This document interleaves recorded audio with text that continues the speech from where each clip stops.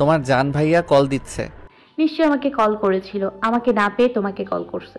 আমি তো আমার ফোনটা রুমের ভেতরে রেখে এসেছি, তুমি ফোনটা ধরো। আয়াজ ফোনটা ধরে বলল, আরাব ভাইয়া বলো। আয়াত কি এখন তোমার সাথে? হ্যাঁ ভাইয়া, কেন? ওকে একটু ফোনটা দাও তো। আচ্ছা ঠিক আছে। আয়াজ আয়াতকে ফোন দিল। আয়াত ফোন কানে নিয়ে বলল, হ্যাঁ জান ভাইয়া বলো। তোর ফোন কোথায় জান? সে কখন থেকে তোকে ফোন করছে, বাড়ির সবাই টেনশন করছে। আমরা এখন ছাদে আছি, ফোনটা রুমে রেখে এসেছি। তুই ফিরবি কখন বাসায়? এই তো এক্ষুনি রওনা হব, এদিকে সব কমপ্লিট। তুমি জানকে ফোন করে বলে দাও আমি আধ ঘন্টার মধ্যে বাড়িতে পৌঁছে যাব। বাড়ির সকলকে টেনশন করতে বারণ করো। হ্যাঁ বলছি। আরাফ ফোন রেখে দিল আর রোজাকে কিছু না বলতে দিয়ে ওকে নিয়ে বাড়ি নামিয়ে গাড়ি চলে গেল। এদিকে আয়াত আয়াজকে বলল, আয়াজ এখন আমাদের বাড়ি ফিরতে হবে, জান অপেক্ষা করছে। বাই দ্য ওয়ে, আজ এখানে যা হলো তুমি কিন্তু কাউকে বলবে না। সঠিক সময় এলে ঠিক সব কিছু সামনে আসবে।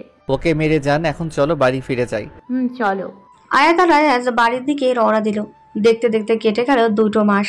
তালুকদার পরিবার 2 দিন পরেই বাড়ি ফিরে গেছে, শুধু আরাব রয়ে গেছে। আরাব অবশ্য চেয়েছিল ও আগে যে বাড়িতে থাকতো সেই বাড়িতে যেতে, কিন্তু আয়েশা চৌধুরী যেতে দেননি। আয়াতের ব্যাপারে সব জানার পরে ও আর ভার্সিটি যায়নি, এখন ও অফিসে যায়। আর সবার আড়ালে হসপিটালে এখন অবশ্য এই ব্যাপারে আয়াজ ওকে হেল্প করে। মাঝে মাঝে এমার্জেন্সি এলে যদি আয়াত ম্যানেজ করতে না পারে তাহলে আয়াজ সবাইকে ম্যানেজ করে নেয়। আয়াজ সেদিনের পর থেকে ভার্সিটি শেষ করে অফিসে বসে, এতে খানবাড়ির সকলে ভীষণ খুশি। আয়াত আর আয়াজ মাঝে মাঝেই একে অপরের অফিস থেকে ঘুরে যায়, লাঞ্চ করে, এভাবে যাচ্ছে ওদের দিনকাল। আরাবও তাই সারাদিন অফিস নিয়ে ব্যস্ত থাকে। রোজা আর আরাবের সম্পর্কের অনেক উন্নতি হয়েছে।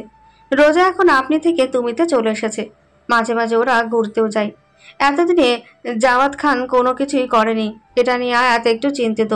ঝড় আসার আগে আবহাওয়া শান্ত থাকে, ঠিক তেমনটাই জাওয়াত খান হয়ে আছে। কোনো ঝড় আসতে চলেছে কে জানে।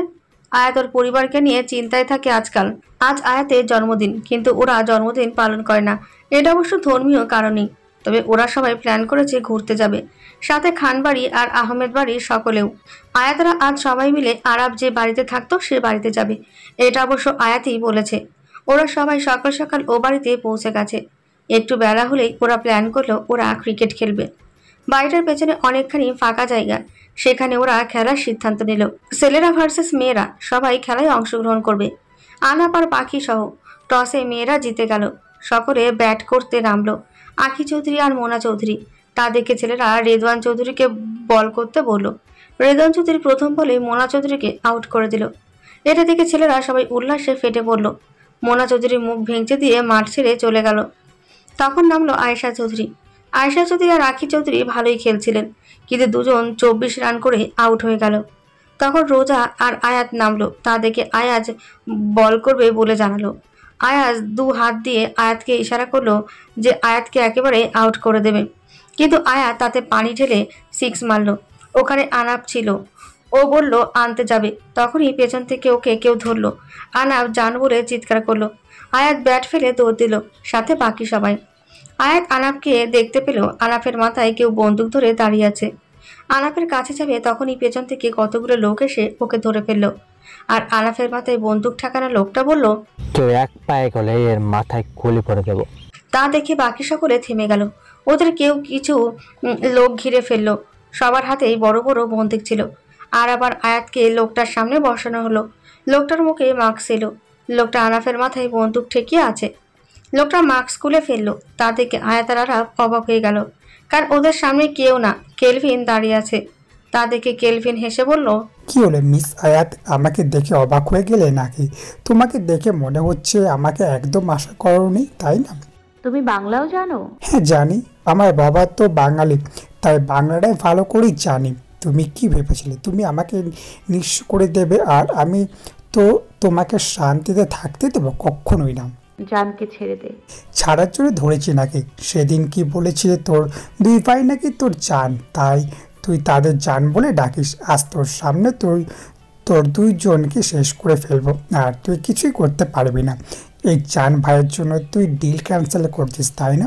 দেখ তোর জান ভাইয়েরা কি হাল করে। বলে কেলভিন আনাফকে একটা লোকের কাছে দিয়ে আরাবের সামনে গিয়ে ওর মুখে একটা ঘুষি মারলো, তারপর ঘুষি মারতেই লাগলো। আরাফের মুখ দিয়ে রক্ত পড়তে লাগলো। তা দেখে আয়াত চিৎকার করে বলল, কেলভিন, জান ভাইয়াকে ছেড়ে দে। তোর ডিল তো আমি ক্যান্সেল করেছি, তাহলে আমাকে মারজান ভাইয়াকে কেন মারছিস? তোকে তো মারবই, তার আগে একে মেরে নি। তুই ডিলটা ক্যান্সেল করলেও কারণটা তো এই তোর জান ভাইয়া। কেলভিন আয়াতের সামনে দাঁড়িয়ে পরপর দুটো থাপ্পড় মারলো। তা দেখে আয়াত চিৎকার করে বলল, খবরদার আমার জান পাখিকে একদম আঘাত করবি না, তোকে একদম জানে মেরে দেব। জান পাখি দারুণ নাম তো। তা তুমি বুঝছি আয়াতের ভালোবাসা, তার জন্য আয়াত আমাকে রিজেক্ট করেছিল। এই কেলভিনকে রিজেক্ট করেছিল, সেখানে কিনা সব মেয়ে আমার উপর পাগল ছিল। যদি নিজের ভালো চাস তো সবাইকে ছেড়ে দে কেলভিন, আমার সাথে লাগতে আসার ফল ভালো হবে না। কেলভিন আয়াতের কাছে এসে ওর মুখ চেপে ধরলো আর বলল, তোর একদম ভয় করছে না? চারপাশে আমার লোক বন্দুক হাতে দাঁড়িয়ে আছে, এখন আমি চাইলে তোর পরিবারের লাশ ফেলে দিতে পারি। ভয়, এটা আমার সাথে ঠিক যায় না। বাকি রইল আমার পরিবারকে মারার, তাহলে চেষ্টা করে দেখতে পারিস। খুব সাহস না তোর, এবার দেখবো তোর সাহস। এখন তোর সামনে তোর জানকে শুট করে দেবে। কেলভিন এক পা করে আনাফের দিকে এগোলো। কেলভিন বন্দুক ওঠালো আনাফকে মারবে বলে। তখন আয়াত চিৎকার করে বলল, তখনই কোথা থেকে কতগুলো গুলি এসে কেলভিনের লোকের গায়ে লাগলো। কেলভিনের লোকগুলো সব মাটিতে পড়ে গেল, আর একটা গুলি তো কেলভিনের হাতে লাগলো, ও নিচে পড়ে গেল। আর সেটা আয়াত করেছে। কেলভিন তো ভয় পেয়ে গেল। আয়াত ওর সামনে গিয়ে হাঁটু গেড়ে বসে বলল, বলেছিলাম না আমার সাথে লাগতে আসিস না। তোর কোনো ধারণা নেই আমার সুরক্ষার জন্য আশেপাশে কতগুলো গার্ড ঘুরে বেড়ায়। পরিবার নিয়ে এসেছি বলে সুরক্ষা ছাড়াই আসবো। কি যেন বলেছিলি? আমার জানকে মারবি না? এবার মেরে দেখা আমার জান ভাইয়াকে তুই মেরেছিস, তাই না? তোর এই হাত কি আমি রাখবো? আয়াত কেলভিনকে উঠিয়ে ইচ্ছে মতো মারল। বাকি সবাই তো ওকে দেখে পুরো অবাক। আয়াত গানও চালাতে পারে তারা জানতো না। আয়াতের পাশে দাঁড়িয়ে থাকা লোকটার থেকেই ও মূলত গানটা নিয়েছে আর ওকে শ্যুট করেছে। আয়াত কেলভিনের সামনে দাঁড়িয়ে বলল, তুই কি ভেবেছিস এত সহজে আমাকে শেষ করতে পারবি? যেখানে কিনা তোর বাবা এত বছর ধরে পারলো না, এখন তো পালিয়ে বেড়াচ্ছে।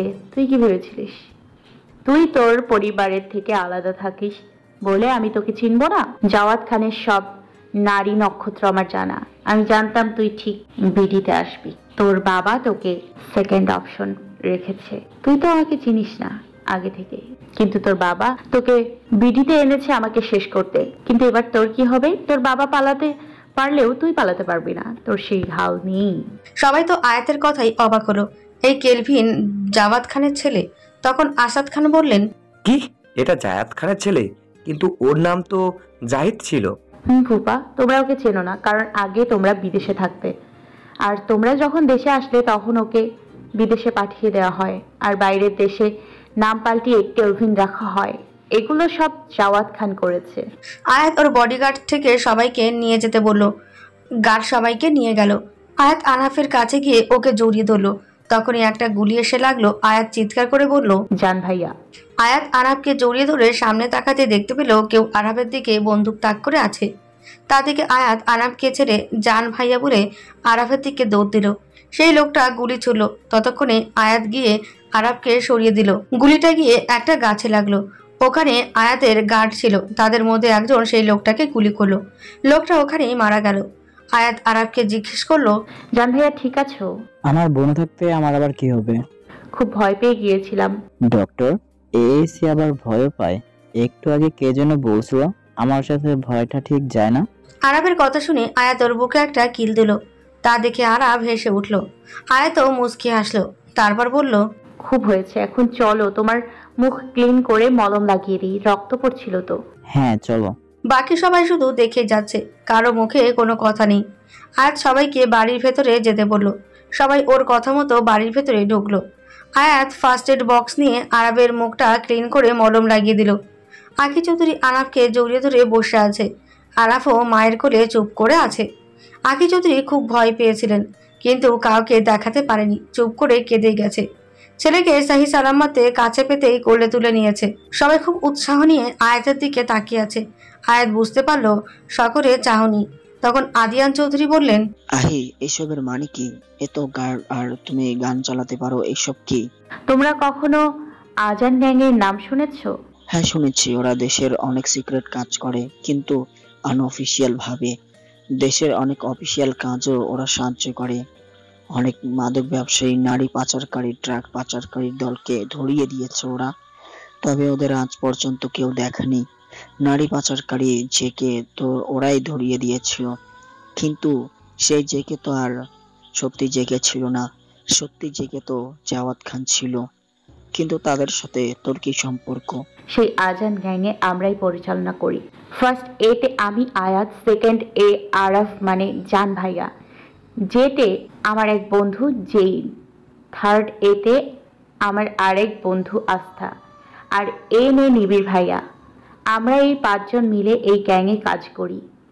জান মানে ওর নাম আনাফ আজান, তাই ওর নাম অনুসারে গ্যাংটার নাম আজান দিয়েছি। আমাদের সবার ইচ্ছে ছিল দেশের জন্য কিছু করার, তাই আমরা এই সিদ্ধান্ত নিই।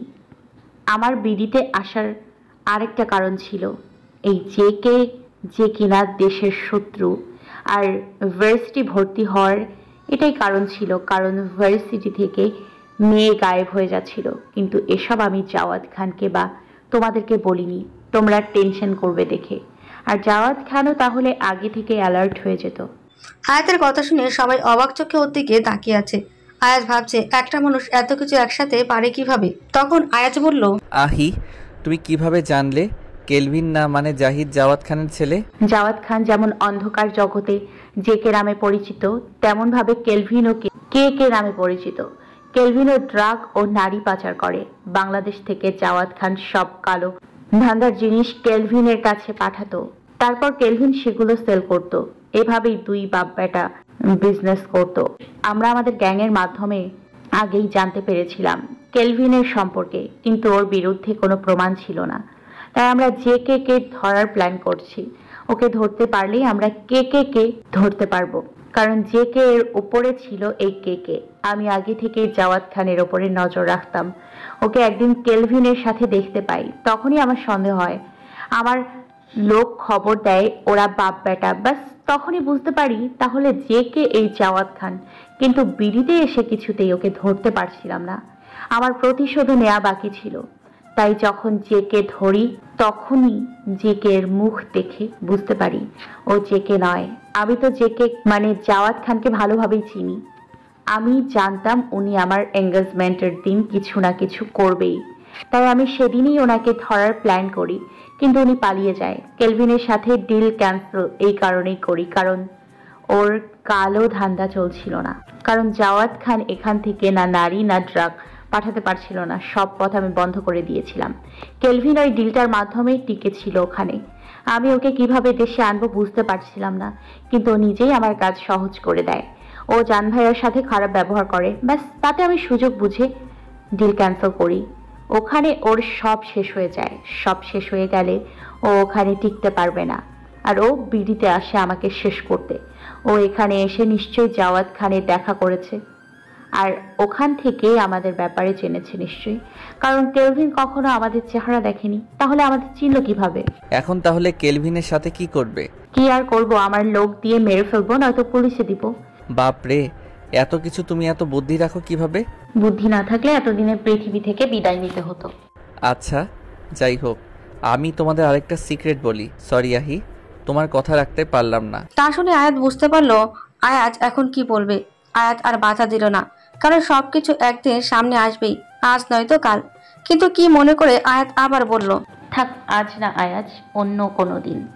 তবে কথা দিচ্ছি তুমি সবাইকে জানাবে। কিন্তু কেন? দরকার আছে তাই। আচ্ছা ঠিক আছে। তুই কি আহিকে ভয় পাস নাকি? বলে দে আমাদের। ভয় পাই না আসিয়ান ভাইয়া, কিন্তু সঠিক সময় নাকি সবকিছু করতে হয়। হয়তো এখনো সঠিক সময় আসেনি, তাই থাক, আজ আর শুনতে হবে না।